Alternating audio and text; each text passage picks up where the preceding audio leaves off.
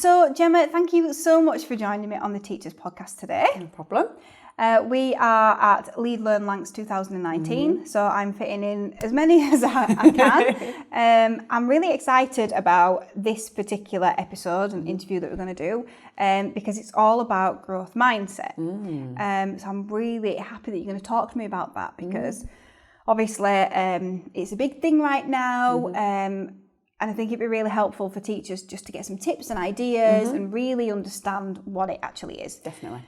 So I always like everyone to sort of give me a background of how they got into teaching and what they've done through teaching, just so they know who you are and most importantly, why they should listen to you. Well, my teaching career started back in 2003 over in a small primary school in Radcliffe. I only spent a year there, just did my NQT year, and it was just while I was there that the head teacher was on a secondment. She was actually in charge of another school and she'd seen me teach and she said, Gemma, will you come and work at Heaton Park Primary School, which is another school in Bury, 2-form entry, and no interview, it was just, come, I want you to be my teacher. So I was like, right, okay, brilliant. Went and worked there, did 9 years there, 7 years doing Senko work as well. And it was there that I sort of started to become really passionate about creativity in the classroom, a challenging school in quite a high deprivation area, high SEN. So it was a challenging school, but just amazing. But I saw an opportunity to go and work a little bit closer to home, which was Greenmount Primary School. Completely different leafy green suburb. But I took the opportunity because they were after a curriculum innovator, a middle leader, and I wanted to carry on that creativity that I'd found the love for. So went there, spent just over 3 years there, but that's where I met my colleague Liz. And it was while we were there that our head teacher asked us about habits of mind, because what we were finding, even though it was a leafy green suburb and quite well-to-do parents, the children then were really struggling with resilience. They'd give up quite quickly. They say, I can't do it. And they wanted to learn straight away. And they couldn't understand why they weren't learning straight away. So we started looking at habits of mind, but quickly realised that actually growth mindset underpinned habits of mind. So we booked ourselves on a course, myself and Liz, to see Jackie Beer, who's an international speaker but former head teacher. And she told us about this amazing journey that she'd been on with her school, about leading growth mindset in the school and how it had changed her as a person as well. And we just came out totally inspired. Really quickly went back to our classroom, started implementing some of the strategies that she'd recommended, but actually realised we need to do this for ourselves as well, otherwise there's no point. So we started to do that, delivering training to staff in the school as well.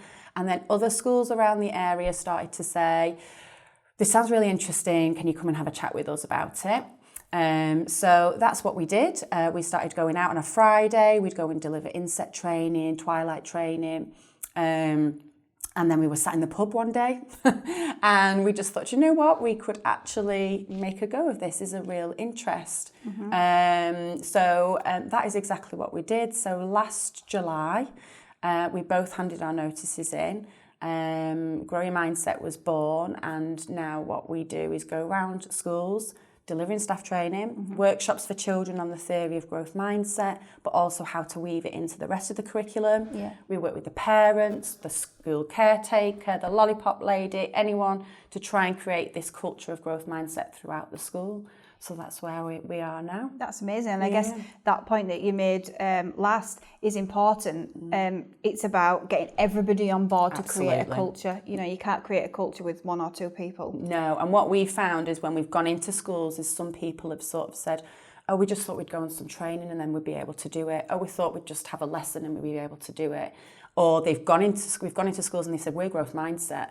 And then when you actually talk to the children or you have a look what's going on and feel the pulse of the school, that's not the case. So it is a little bit misunderstood as well. Yeah, do you feel in some senses it's just a few posters and it's nothing else? Yeah, a few posters going up and just adding yet onto the end of I can't do it.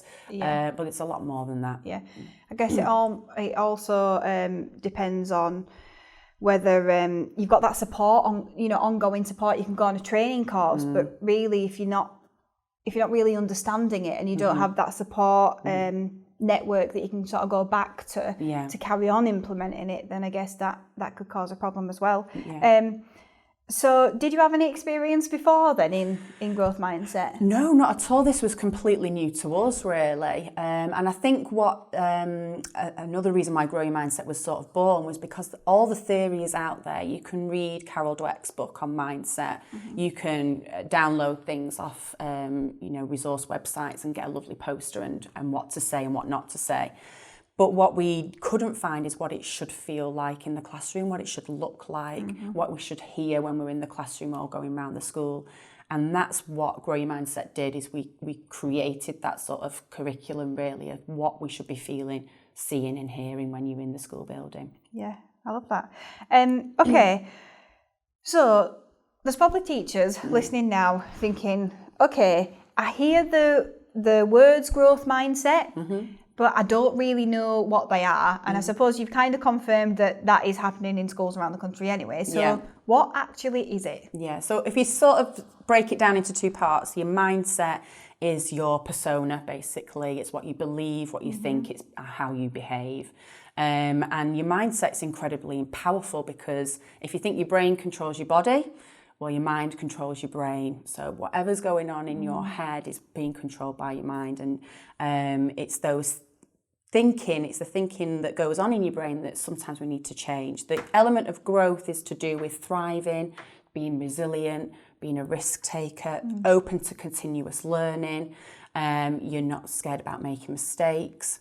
And what we look at is the difference between a growth mindset and a fixed mindset. Now, naturally, when you look at the traits of a fixed mindset person, we naturally go towards fixed. So a fixed mindset person might not rise to a challenge, they might avoid them, or they might say, oh, this is easy, and then actually not do the challenge.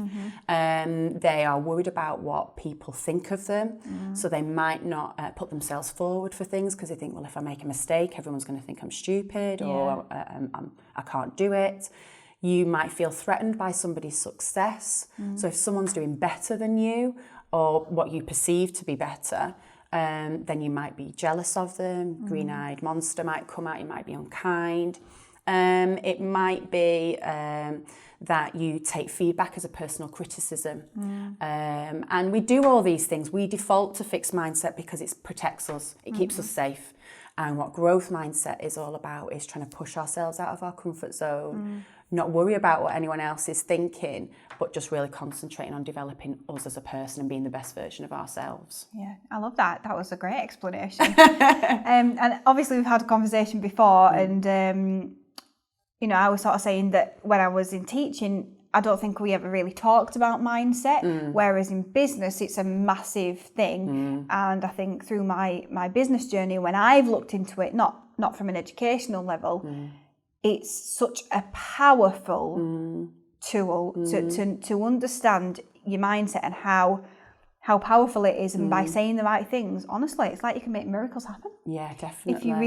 If you really believe it and you take consistent action, it's amazing. And I just think if children can learn about that and teachers can learn about that, then it's something I want to teach my daughter, who's only 3. So I just think, wow, absolutely amazing. So if a teacher's sat there listening, wondering where on earth to start, have you got some starters, some simple techniques that could be implemented quite quickly? I think the first thing that teachers sometimes miss out when they're looking at growth mindset is actually looking at themselves and really looking at what is it that triggers you to have a fixed mindset or a negative thought. Is it your response to a challenge? Is it your response to feedback when you've had an observation in your classroom? Do you always home in on the negative bit? Is it your response to effort? Are you, I can't be bothered to do that? Is it your self-belief where you're actually thinking, I'm not sure I can do this? Or are you worried about making mistakes? I think if you start by looking at yourself, it's a really powerful tool, because you can start sharing those stories with the children. And what we used to do as classroom practitioners is we'd say, do you know what, I've had a fixed mindset today. I was offered some sushi and I just thought, oh my God, I can't eat that. But do you know what? I went for it and I had a go and it was all right.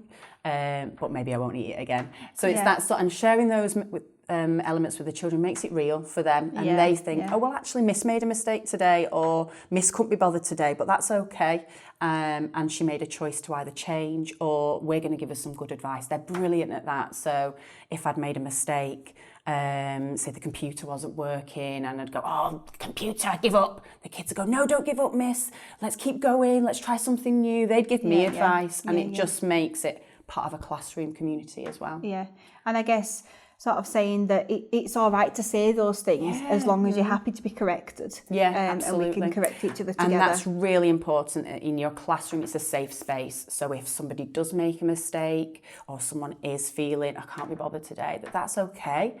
Let's discuss it. How are we going to change that? But no one's going to laugh at you, so don't worry. Yeah. Brilliant, thank you.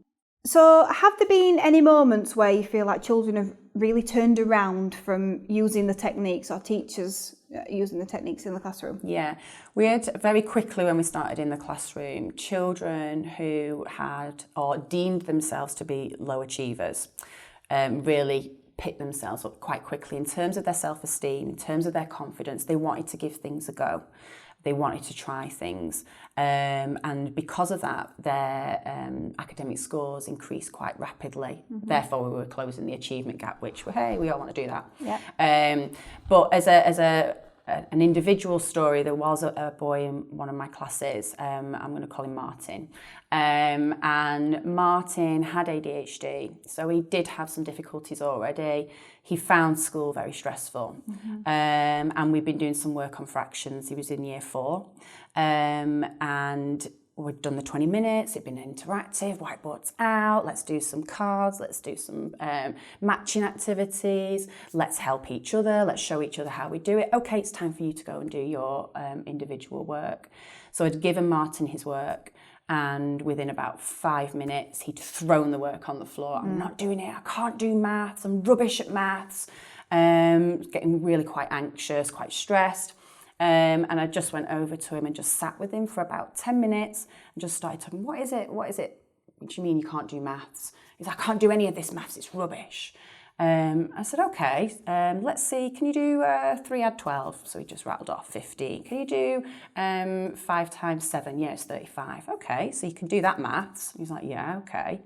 And then I was saying, well, what about in year 3 when you had maths then? Oh, I could do year 3 maths, that's no problem. It's just this maths I can't do. So I was like, okay. And who do you think's the best in here at maths? And he picked out George. I said, okay, so I'm going to send George to year 6.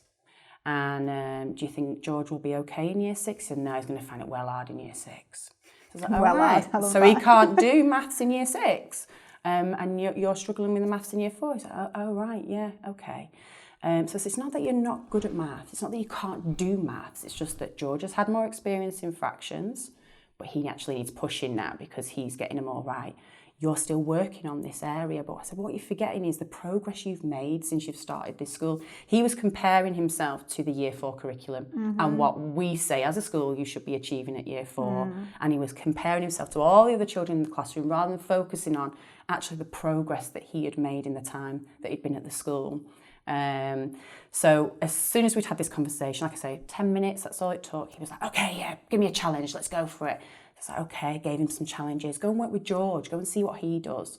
So we went and worked with George for a bit, and he was absolutely buzzing. Now, don't get me wrong, that feeling probably lasted a day. Yeah. But the important thing about growth mindset is that you keep sending those messages over and over and over again, because eventually we're just nudging him very steadily to become more growth orientated. And I think we all have to do that as well, you know, even people who do profess to sort of know about a positive mindset. Yeah. Myself, there are times when I think, oh, things haven't been going that well this week. And then I think, hang on a minute, I haven't been talking to myself. Yeah. I haven't been talking myself up or saying, my goals out loud or anything like that. So, yeah, I think we do have to keep bringing ourselves back to it. And it's one of those things that you can always re-listen to it and get something new out of it, can't you? If it's about a mindset book or anything. Yeah, and schools do forget that as well, that they sometimes will have taught to them and they said, oh, we did that last year, we did growth mindset last year. And it's not that, it is a constant, let's keep doing it. Just like when you go to the gym and you work your muscles, if you stop going to the gym, your muscles start aching, they don't work as well as they did. And growth mindset is exactly the same. You've got to keep constantly working at it. It's a culture, isn't it? And it's funny because a lot of the podcast interviews that I've done recently have been about culture. So I actually did one with John Murray, and he was talking about reading, but he was saying actually it's got to be a reading culture in school. If you want to be good readers, then it has to be a culture that we're readers, and it's the same thing. If you want growth mindset, it's got to be a culture that we have growth mindset. I guess it begs the question, like, how many cultures can you kind of put in together and mix together? That could be, which one do we want to go for? So when you do your training, then do you give teachers kind of scripts for the kind of languages to use, or go through that kind of thing? We do. We start, our training always starts on reflecting on themselves. So like I said before, that's the most important thing that a teacher can do, is really recognising in themselves where they are with their own mindset. Because what we want is them to go into the classroom and to emulate growth mindset. And if you're not doing that, and it's never going to work with the kids. So we always start with that. But then we move on to, looking at language, how the language that we use with our colleagues, how the language that we hear, and how the language that we talk to the children affects mindsets. Because what we say affects a child's mindset. What a colleague says affects our mindset. And it's about thinking about what we say before we say it. So we do give them some ideas. We get them thinking mostly for themselves, but we do give them some ideas as well as things that they can use. And we often have this little joke that we give them a poster, and it's about responses. So if a child says, I can't do it, how are you going to respond? And we have a bit of a giggle by saying, a child's just said, I can't do it. You're legging it across the classroom to look at this poster. What should I need to say? And then the moment's passed, hasn't it? But we say, maybe just concentrate on the one that's said the most, just home in on that response that you're going to tap into your brain. Keep using that, because the more you use it, the more it's just going to become natural, and then work on something else rather than trying to work on all of them at the same time. So if a child did say, I can't do it, what would you suggest the teacher says to them? I'd be saying that, well, no one can do it in the beginning, because we're learning something completely new. And we talk about your brain. So your brain is making neural connections. We're trying to, at first when you're making that neuron connection, it's weak and it's going to make mistakes. But that's okay. As long as you keep trying, it will get easier and easier, because your brain is making a stronger neural pathway. So it's those sorts of things that we talk about. So really, it's educating them about the brain as well, isn't it? Absolutely, definitely. Yeah, we spend quite a long time, especially in our mindset workshops that we do. We'll talk about how the brain works, where their mindset lives, how their brain learns, and we get them up with wool making neural pathways and that sort of thing. And they're fascinated by the brain, absolutely fascinated by it. That is amazing. And I guess, if you can tap into that knowledge every time, then it does make sense to you. I suppose it's a very adult thing, really, but, if the children can understand it, then they can tap into that as well. Yeah.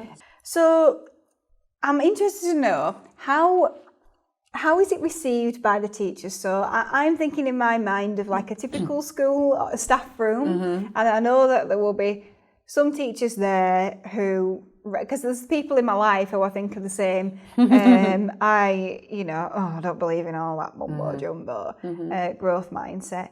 How have teachers responded, and have you had any teachers kind of get light bulb moments as well from that experience? I'd definitely say we've probably got a 99% light bulb moment rather than the 1% negative, which has been brilliant. What a lot of teachers have said to us is they didn't realise the impact they were having on themselves and the impact they were having on the children. We've had a good laugh and a good cry sometimes when teachers have said, I realise why my mindset is like this now. It's because this happened to me when I was a child or whatnot. And some people have said, oh my God, that was just like therapy, because we always get them to reflect and talk really openly about the struggles that they're having with their own mindset. And they've said, it's just been so nice to speak to somebody about it and nobody's judged me. So the response from training has been really, really good. Yet there is always going to be the person that's chewing a wasp at the back. But what we sort of aim for is, if your leadership team are passionate about it, they're determined to drive it through the school, the wasp chewer will eventually think I'm missing out and join the pack. And I'd rather it be like that than not do anything at all. Yeah, yeah. So do you find the growth mindset kind of helps with well-being? And do you also advise schools or SLT on workload as well, and maybe taking some things away? Because sometimes I think it's great to have a great mindset, but if you've still got all that work, then... Well, growth mindset is scientifically proven to reduce the symptoms of mental illness, but also if you start early enough with your primary school children, then it can prevent it in later life as well. So it does have really good benefits in terms of your mental well-being. We don't really specifically talk to head teachers about workload and whatnot, but I think the schools that we've been into and talked about growth mindset, they've realised for themselves that actually, yes, we can do this, we can do growth mindset and make it a culture, but also we need to make other changes as well. They themselves start thinking differently and becoming more growth orientated themselves and thinking, actually, that's not what a growth leader would do. We need to get rid of some bits and pieces. So it's sort of followed on by accident, really. And do you find that you kind of follow schools on the journey? Do you go in and deliver training and then leave them, or do they kind of stay with you? Yeah, a lot of the schools that we've worked with, we've been with them for the past year. So we started with them roughly about October, and we're still working with them now. And that is, it's been fab, because when you're been in a school for so long and you've created friendships with colleagues and you've come away and there's the two of you, although that's not lonely, I'm working with my best friend, it can be different. So this has been lovely to become part of a lot of different schools, working with them on their journey and seeing the successes that they have in quite a short period of time. We're only 12 months down the line, but they're still rolling with their journey, which has been lovely. Yeah. And I guess as well, you'll pick up different things, won't you, and how different schools have implemented things, and then that makes you more experienced and knowledgeable to then help other schools as well, because you can pass on that knowledge or suggest different things to try as well. Yeah, definitely. Which is brilliant. Yeah. Thank you. Okay, I'm going to ask you a difficult question. I ask everyone this question. Okay. So if you could wave a magic wand, how would you solve the life-work balance problem for teachers? I think it's got to start with leaders. Leadership has got to change, and leadership has got to change in the way that they're not dancing to Ofsted's tune all the time. They've got to do what's best for their school and their staff. Obviously, work-life balance has got to be addressed because yes, it's part of the reason why I left the profession, and so many amazing teachers are leaving the profession because of it. That has got to be really addressed. But I think it's down to the individual school rather than someone in Parliament to suggest what those ideas are going to be. Schools have got to make a decision for themselves. Brilliant. Okay, who was your favourite teacher at school and why? I think I'm going to go with a secondary teacher, Mr. Taylor. He was my geography teacher. And Mr. Taylor taught my brother as well. So my brother had a bit of a reputation. He was older than me. My brother had a bit of a reputation. So when I arrived, it was like, oh no, not another one of that family. Oh dear. But actually, Mr. Taylor was brilliant. I just loved his lessons. There was only 7 of us in my GCSE year with Mr. Taylor, because we were one of the few years that took 12 GCSEs, and I was part of that group. And he was funny. He basically said, when you're in year 7, I hate you. By the time you get to year 11, I love you. And it was that journey. And it was like a relationship that grew. And he used to wind me up because I used to roll my skirt up. And he'd say, can you get it any shorter? And those sorts of things. There's a lot of really nice banter. So definitely Mr. Taylor's up there on my list. Oh, that's nice. I love hearing the stories about the favourite teachers, especially when they're really passionate. Yeah. Where do you think education needs to go in the next 10 years? Ooh, tricky. At the moment, I'll put my growth mindset hat on, because we need a massive change in education. At the moment, it's too results driven. It's too much about a number. Children are not children anymore. They're a statistic. And that needs to go. That needs to change. It needs to be about developing these amazing people into lifelong well-rounded people. And I know that a lot of children are coming out of high school, college, university, and they've not got any life skills. And that's where I think education needs to head more towards now, is that well-roundedness rather than just the academics all the time. And I guess just thinking about that, so I actually went to a LENDED conference at the beginning of the year, I think, with a colleague. And one of the things that they said there was, our children are going to have jobs that don't exist yet, and how do we prepare them for that? And I turned to my colleague and said, well, how did you feel about that? Because our job didn't exist. Obviously it's a resources website that didn't exist, and the kind of thing that we're doing. And she was like, well, I felt fine about it. But the thing is, we're quite similar as people. We're natural researchers. And I guess really the growth mindset is kind of helping them realise that in this kind of world where you don't know what job is going to be available in the next 10 years, that school can't necessarily prepare you for, the best thing we can do is help them to be lifelong learners. That's it. Grow the mindset to always be learning, because they might have to, maybe not at university, it's kind of like coming away from that. I think it's more, what can you research on the internet and become an expert in that then you can go get a job in? Yeah, absolutely. And also that understanding that if an opportunity comes along, go and grab it, because goodness knows where it'll take you, rather than making an excuse that, I can't do that right now. So there's things like that, but interesting. And sometimes it doesn't matter about the end goal as well, because when I think back to my choice at university, I chose performing arts, and people say to me, so did you want to be an actress then? And I think deep down I knew that I didn't really want to go down that road, but I enjoyed that. But it didn't matter where it was taking me, it just mattered that I did that, and then when I got to the end of that road, then I'd figure it out, and that's why I decided to do teaching, because there's no else to do. But at the end of the day, I knew that wasn't forever, and I figured something out. And that's okay. And I love doing this. It's okay it's to great. change. Absolutely.